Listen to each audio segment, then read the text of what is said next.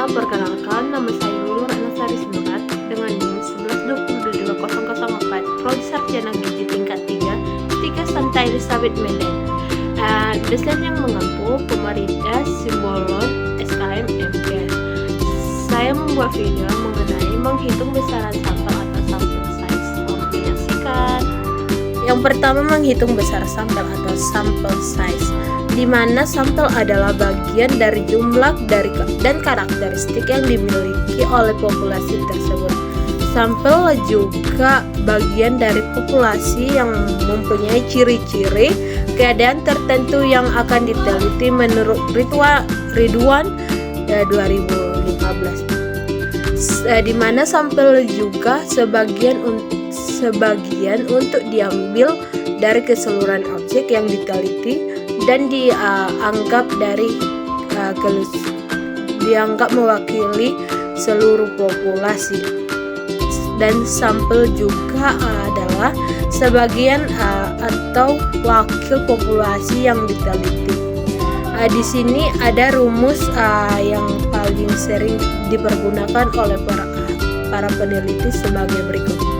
Yang pertama ada menurut Gay dan Dale, di mana Gay dan Dale 1992 berpendapat bahwa sampel haruslah sebesar-besarnya. Pendapat Gay dan Dale ini mengasumsikan bahwa semakin banyak sampel yang diambil, maka akan semakin representatif dan hasilnya dapat digeneralisir. Namun ukuran sampel yang diterima akan sangat bergantung pada jenis penelitinya.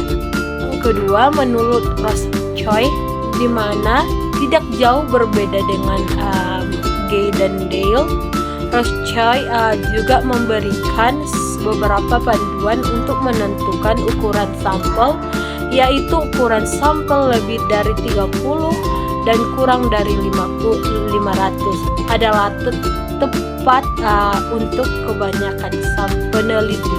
Ketiga, menurut Krejci dan Morgan, di mana Krejci dan Morgan 1970 dan dalam Sugiono 2013 telah memberikan panduan pada kita dalam menentukan jumlah anggota sampel dari populasi tertentu dan taraf kepercayaan 95%.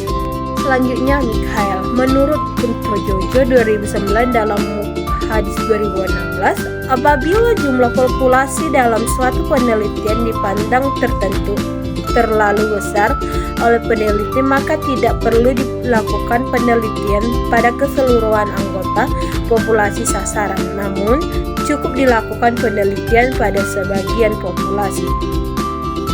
Yang selanjutnya, Wibisono, di mana teknik pengambilan sampel apabila populasi tidak diketahui secara pasti, maka digunakan teknik sampel kemudahan.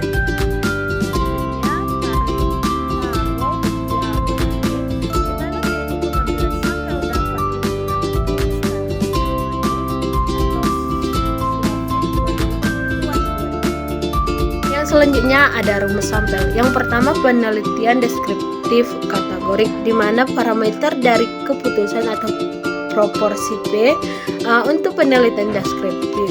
Proporsi P yang dimaksud adalah proporsi dari kategori variabel yang diteliti. Yang kedua, parameter dari segmen peneliti atau presisi D, di mana pada penelitian deskriptif kategori presisi penelitian berarti kesalahan penelitian yang masih bisa diterima untuk memprediksi proporsi yang akan diperoleh. Yang kedua, penelitian deskriptif numerik, di mana parameter dari keputusan atau simpang baku atau S dalam penelitian deskriptif, variasi data yang dimaksud adalah varians atau simpang baku variabel yang diteliti pada penelitian sebelumnya atau dari studi pendahuluan. Yang kedua, parameter yang ditetapkan penelitian atau presisi D pada penelitian untuk mencari rata. Presisi berarti selisih maksimal yang masih bisa diterima antara rata sesungguhnya dengan perkiraan rata yang akan diperoleh penelitian. Yang ketiga, penelitian analitis kategorik tidak berpasangan. Parameter dari keputusan dalam penelitian analitis proporsi harus diambil dari keputusan. Yang selanjutnya, penelitian analitis kategori berpasangan. Rumus besar sampel untuk penelitian analitis kategori berpasangan. Yang selanjutnya, penelitian analitis numerik tidak berpasangan. Rumus besar sampel untuk penelitian analitis kategori numerik tidak berpasangan. Yang selanjutnya, penelitian analitis numerik berpasangan. Rumus besar sampel penelitian analisis kategori numerik berpasangan. Yang selanjutnya, penelitian analitis korelatif, di mana rumus besar sampel yang digunakan untuk penelitian analitis korelatif.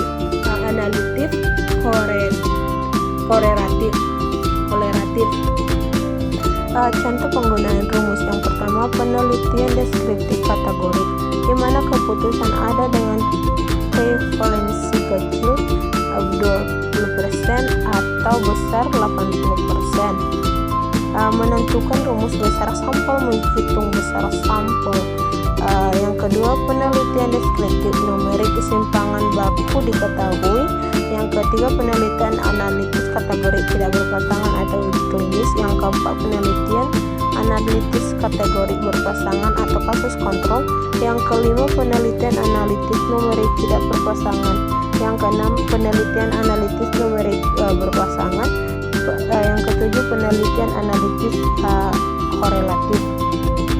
Di sini saya ada membuat contoh soal. Yang pertama, seorang peneliti ingin mengetahui prevalensi stunting pada balita di suatu desa berdasarkan data sebelumnya. Prevalensi stunting diperkirakan sebesar 30%. Peneliti ingin hasilnya memiliki tingkat kepercayaan 95% dan margin of error 5%. Berdasarkan jumlah minimum sampel yang dibutuhkan, saya menjawab B 323, di mana saya menggunakan rumus besar sampel untuk prevalensinya.